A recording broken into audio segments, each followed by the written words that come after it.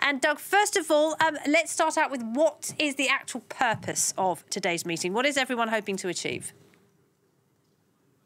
Well, they're having lunch, and I'm not trying to be glib, but there's not going to be small talk here. Look, Laura, what's incredible is the introduction you just read. You could have read the exact same introduction 7 years ago. In 2014, when Russia seized and annexed Crimea, and then subsequently pro-Russian separatists in the east of Ukraine seized vast swathes of territory there. We had Russian troops then massing on the borders, on the northern and eastern borders. 7 years, fast forward, today, as I stand here, we have the exact same geopolitical situation. How little has changed.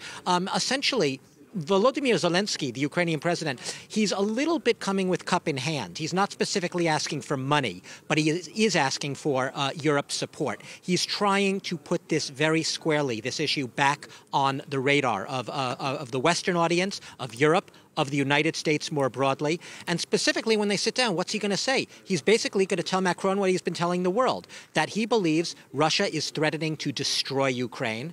He believes that Russia will do everything in its power to make the world think otherwise, that in fact it's Ukraine that is the provocateur, that it is NATO and its allies that are the threatening menace, and that all Russia's troops are doing on those borders are assembling for exercises. It's going to be tough talk. But what they're trying to do is get back on track what was called the original Normandy format, which was France and Germany and Ukraine and Russia sitting down, trying to arrive at ceasefire conditions. That ceasefire has been violated in recent weeks, depending on which side you believe, and the conditions are right now, literally, when I was in Ukraine in 2014, 2015, the headlines this week, they really have not changed. We're in almost the same situation. And we've had statements from the Kremlin on this today. They say this is all being blown out of proportion, and they've actually blamed Ukraine for not respecting the ceasefire you just mentioned.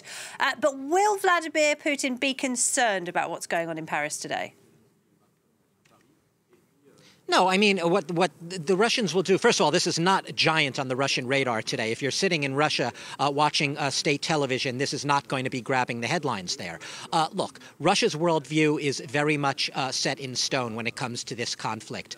Ukraine bad, Russia doing nothing wrong, and that's the way it is. And the West, basically, by coming to the support of Ukraine, is only abetting and making worse a situation and basically fanning the flames of the conflict. It's really a dialogue of the death in every sense of the term, because what Russia's done in the past is, even as it amasses troops on its borders, even as you have pro-Russian separatists essentially waging low-level war in the east of Ukraine, they're able to have plausible denial. They're basically able to say, well, it's not our soldiers, it's not our equipment, and it's very hard, unless you have direct access, to really ascertain who's right, who's wrong here. But what I can tell you is that Russia will continue to wage what has become known as hybrid warfare, with plausible denial and pointing the finger directly back at the West every time the West or Ukraine tells Russia to stop being threatening in any which way. There's no meeting of the minds here. It's a dialogue of the deaf, and I can guarantee you that whatever is said and done here today, Putin will go on doing exactly what he's been doing. He will do it on his terms, he will do it when he wants to do it, and he will do it how he wants to do it. Doug, thank you very much. Douglas Herbert there.